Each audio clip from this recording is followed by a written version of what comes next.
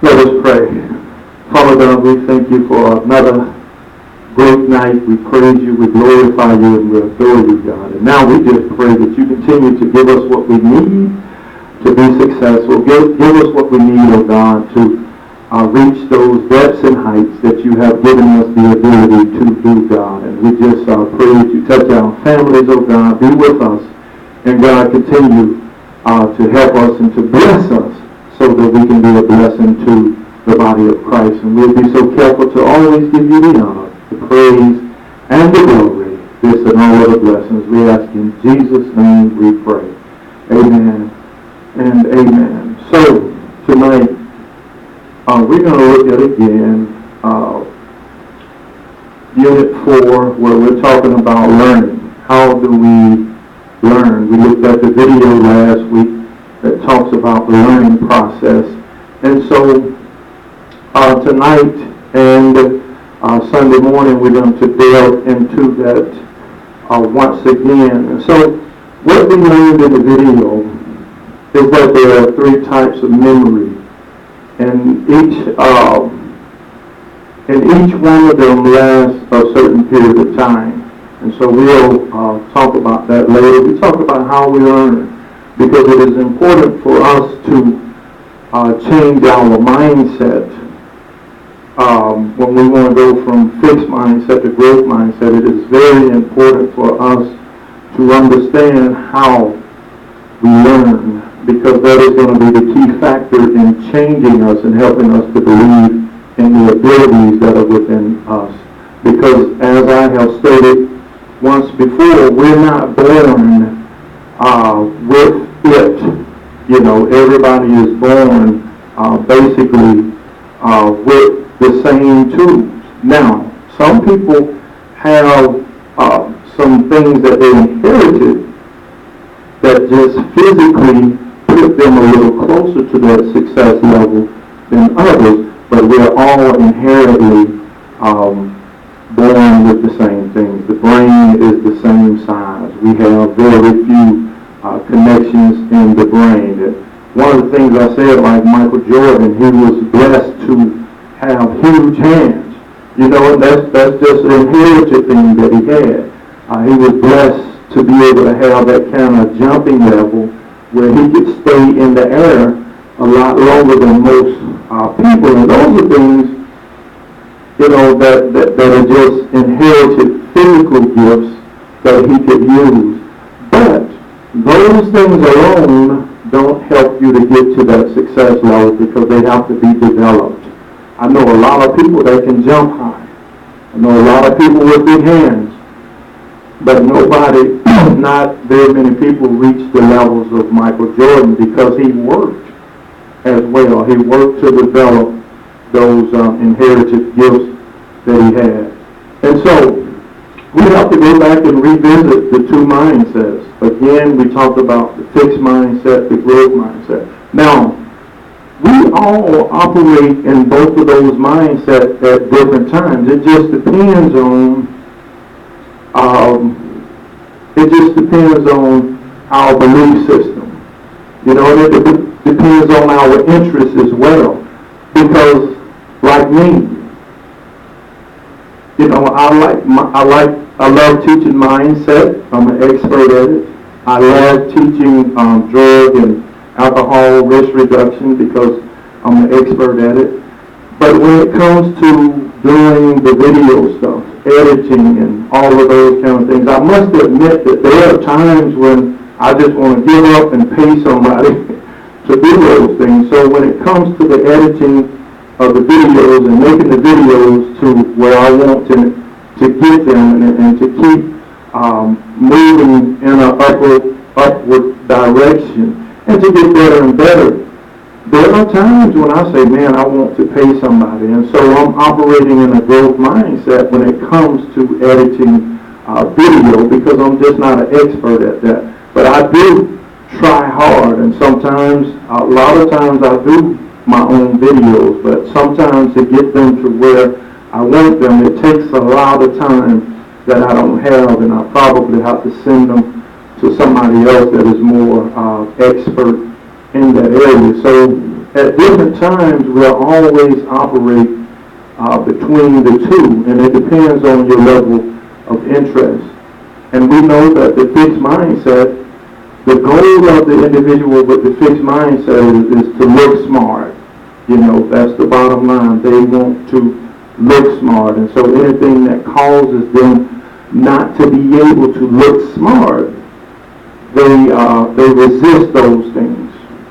They don't look forward to trying those things that will cause them to look like they're not smart. And we know that in the fixed mindset, intelligence is static. You're born with what you got. You can't develop it. You can't grow. You're born with everything that you need. And so that's the fixed mindset. And growth mindset, their goal is focus on learning. Growth mindset individuals just want to learn. And that's what everything about. So they don't look at grades. They don't look at physical grade, 85, 95. They don't look at those things. They look at, am I learning anything? Am I getting better? And this mindset says that we can grow. And so, again, we sometimes operate in both. And it depends on your interest. And sometimes it just boils down to your beliefs about your ability. And that's where we're going, because, again, I've always talked about my upbringing, coming up in the projects. And, the majority of the people that came up in that same type of environment, did not have that belief that they could do anything that they put their minds to. And that's why I fell in love with mindset, because it teaches that we're all, born at that same level, and it's the person that really learns how to embrace challenges that is the one that's going, and they're going to develop the ability that they have. And then we're going to explore, in a couple of weeks, at the end of Unit 4, we're going to explore what type of mindset do each person identify with, because we're going to have a set of scenarios, like 7 scenarios, and we're going to ask the students, and we have an adult here too most of the time, and so we're going to ask them, how they would respond to different scenarios, and then we're going to ask them, what mindset do you think that is tonight? And we're going to talk about the questions that we'll have. Now, these are some of the scenarios that we're going to go over. The first scenario, an adult, such as a parent or teacher, gives you feedback about how you perform and how you can improve. What is your reaction? So we're going to give them that scenario. How would they respond to somebody giving them feedback about how they perform? And just to give you an example, a fixed mindset person does not like feedback. So they're going to shun the feedback. They're not going to really pay attention to it. But somebody that is a growth mindset, they believe that criticism is the way to success and the way for them to grow. So both of these people are going to respond a different way in this situation. And there's another situation. You have a friend who is more skilled at a sport than you. You are both on the same team. She or he gets more playing time, and you feel she or he gets more attention from the coach. How do you react? Again, fixed mindset people in a situation like that will probably get upset. And a growth mindset person will probably look at that as an opportunity for them to get better. And so that's what we'll be looking at. We'll be going over these different scenarios, and we'll be asking the students how would they respond. And they're going to have a few minutes to go over these questions, and we're going to basically ask them, how would you respond to such a scenario? And what that does is, again, it helps them to understand where they are. Now, as we talked last week, we looked at the video that talks about the types of memory. And we have 3 types of memory. We have one is sensory memory. Sensory memory. Now, this is all in the aspect of how we learn. So we have sensory memory.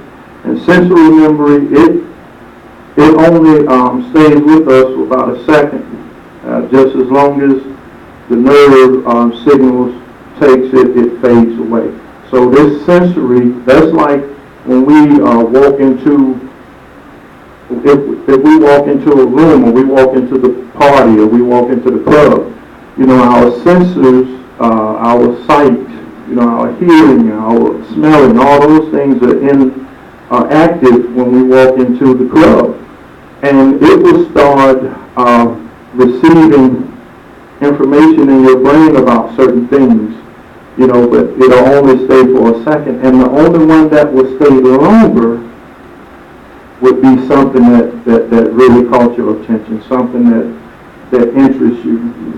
And those few things that interest you, they then go into the second memory, what we call working memory.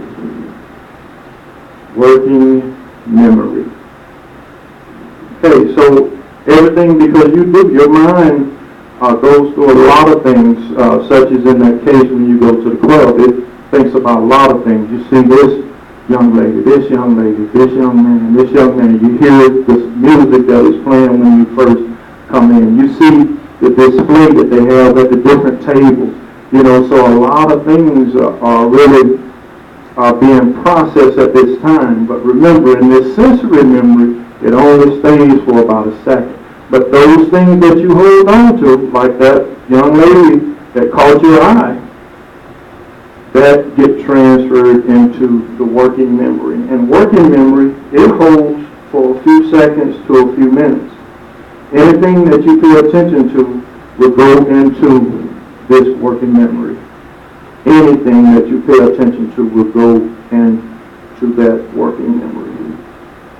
And then we have what we call long-term memory. Long-term. And that's where things tends to stay for days and weeks and months and years. These are the things that we learn, that we get, and we remember these things for a long time. Your birthday, special birthdays of people that you love or care about. Those are the type of things that go into this long-term memory. And so this is the process. This is the process. Sensory memory, which stays with us for a second. And then the things that stay with us out of sensory memory automatically goes to this working memory. And once it goes to the working memory, it can be transferred into long-term memory. Now, these are some of the questions. What has to happen before something can get into the working memory? And again, we already talked about that. Something that catches your interest, that is going to be the thing that makes it into working memory. Everything that our body starts to sense, and everything that our mind, our brain starts to to attach to, all of those things don't stay with us. Like I say, we go into this club and we see a lot of things. Our body, our receptors are receiving a lot of things.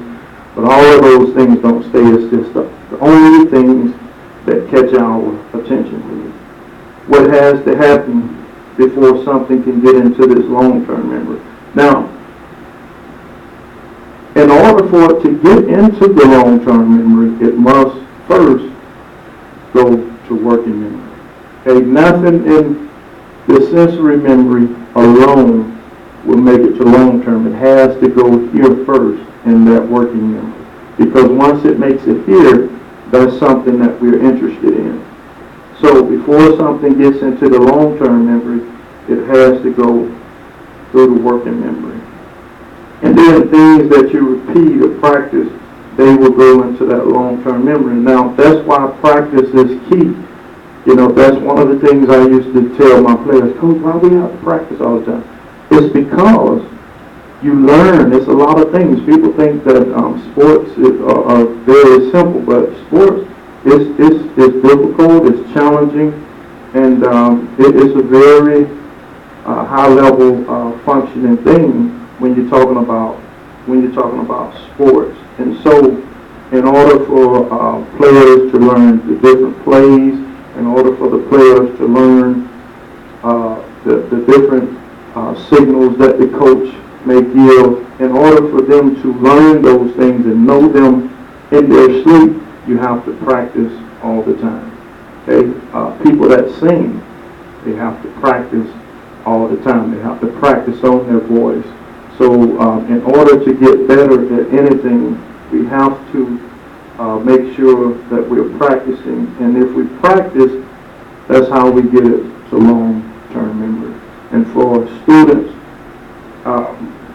learning concepts that are taught in the classroom, it's just not enough. And that's what I spend a whole lot of time communicating with students. It's not enough to go to a class and expect all those things that you learn from that teacher to stay there. They may get here, but it's a possibility that everything that you learn won't get here. And so we have to do something to help it get there. And that's why our teacher tells us to take notes. Taking notes gets us from the sensory memory to the working memory. And so once we can get it to working memory, we can get it to long-term memory. And when we get it to long-term memory, that means we know it. You know, it'll always come back to us. And so one of the things that we must do, if you want to be good, if you want to get to the expert level in whatever your interest is, whatever that thing is you desire to do. You want to be an animation guy, a person that makes cartoons. You want to be an actor. You know, any actor will tell you, you know, the one thing that you have to do is you have to practice in order to get those things in long-term memory. Things that you feel strong emotion about will also get into long-term memory. You know, people, you know, if you're very passionate about something or emotional about something, and that's why we try to teach as well to, you know, like math. In the video, it showed us that the young man in the video, it showed us that he did not like math. But what he did was because he loved sports and he loved the statistics in sports, he tried to always relate his math work to the statistics that he was taking in basketball. And that's what math is. It's the same thing. And so in order for us to get it into that long-term memory, he gave us that example, that he really tried to relate everything to the statistics that he was taking in the math class, and it made some of the problems that he had easier. So, you know, things that we feel strong about, you know, people that have faced trauma, you know, you don't forget those things. You know, something bad happened to you. You remember those things like it was yesterday. And that's why. Because those things get to that working memory, and then eventually, because you don't let it go, it'll get into the long-term memory. And then, now, we got to find ways to get from here to here, to go through that process. And there are some things that we can do, you know, there's some strategies that we have to use. One of those strategies is we got to pay attention. We have to pay attention. And I'm going to say another thing. We can't be lazy. Being lazy is not going to get you to that expert level. It's not. And if you're not trying to be expert at something, to me, you don't need to do it because you're not going to reach your full potential. You're not. It just does not happen that way.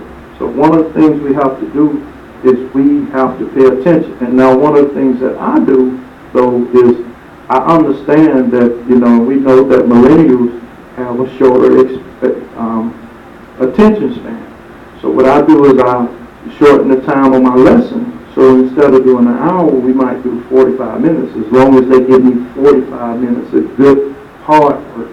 And, some of you out there suggest that you do the same thing. You have to learn, though. Whatever it is that you do, you have to learn. You have to learn from people that are doing the things that you want to do. And you have to learn at the expert level. And so in order to do that, you have to pay attention. And if if you're all over the place, because I know people that's all over the place with their thinking. If you know you're like that, break your stuff down. Instead of reading for an hour, read for 30 minutes, 15-minute segments, and make sure you write. Take notes. Organizing your information, that'll help as well. We have strategies for that as well. Putting things in small chunks, making a big problem into smaller pieces of the problem. That helps as well.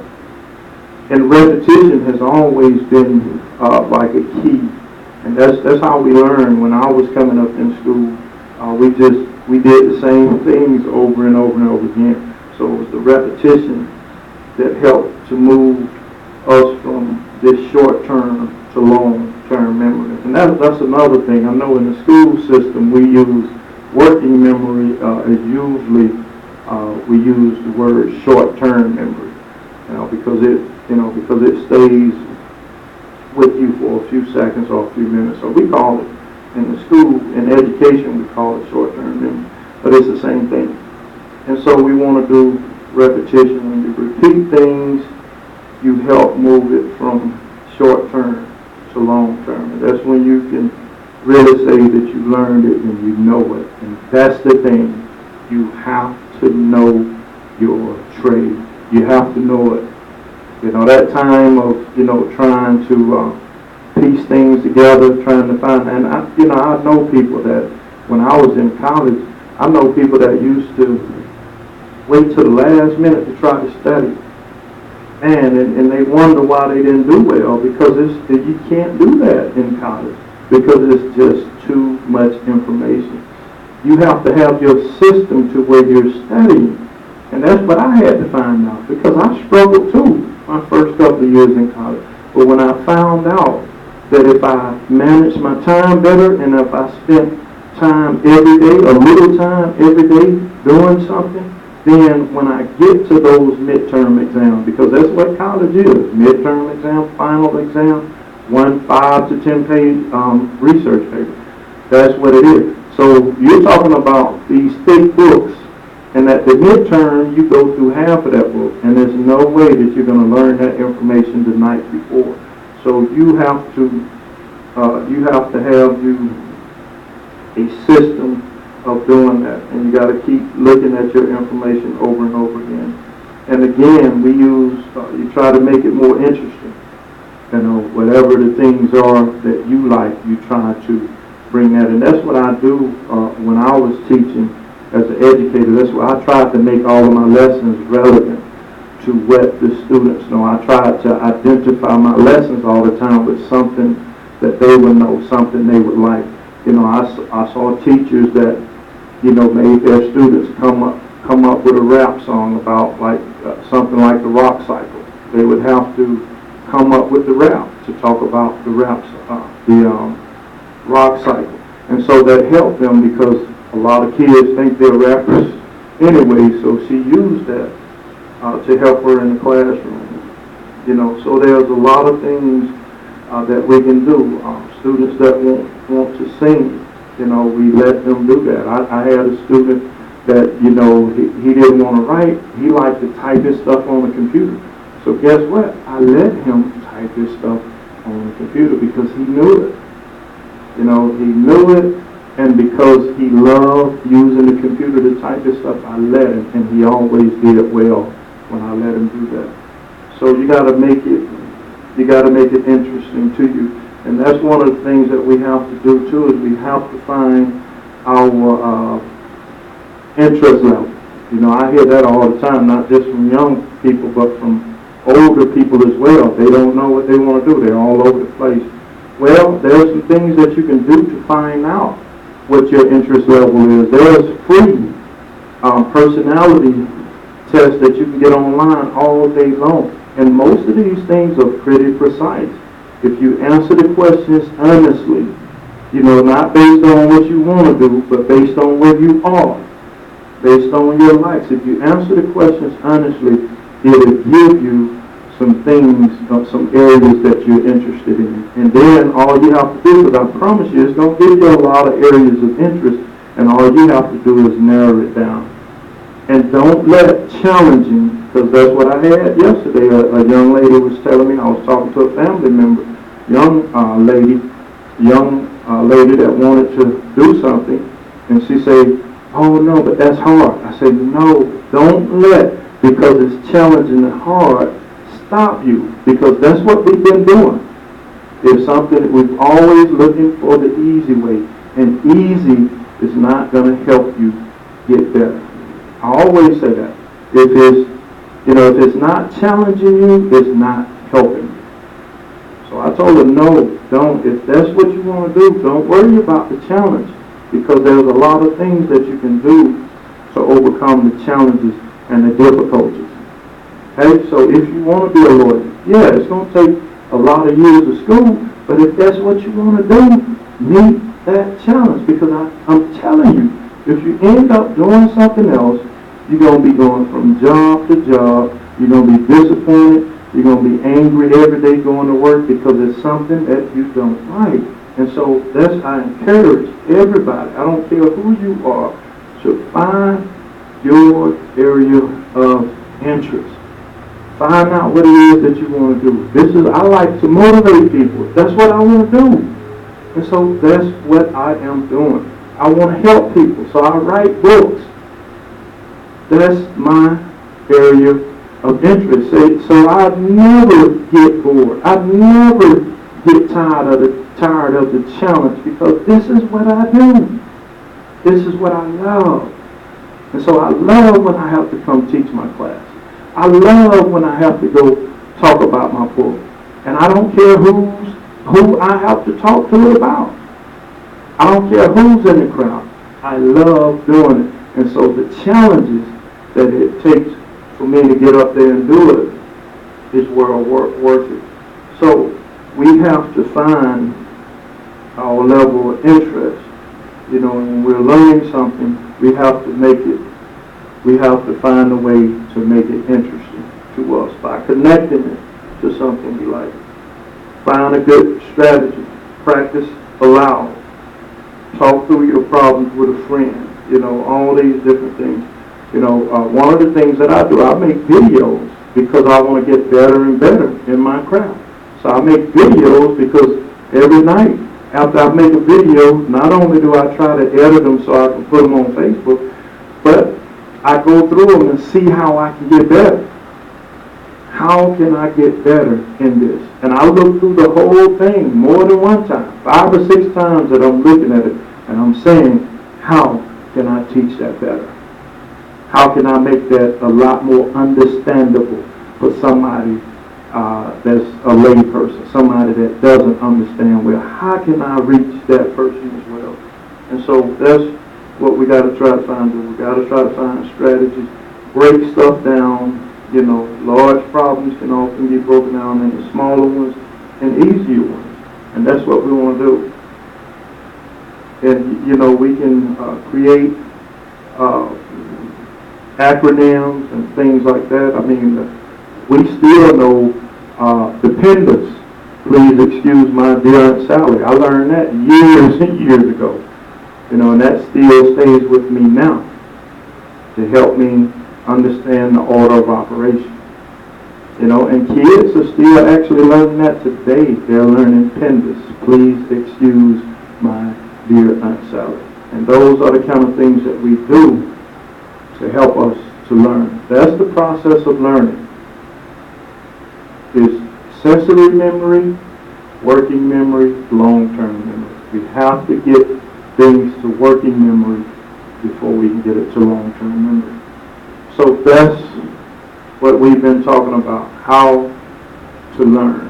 The more that we challenge ourselves, the more that we practice. That's how smart people get smart. They challenge themselves. They take on the difficult things.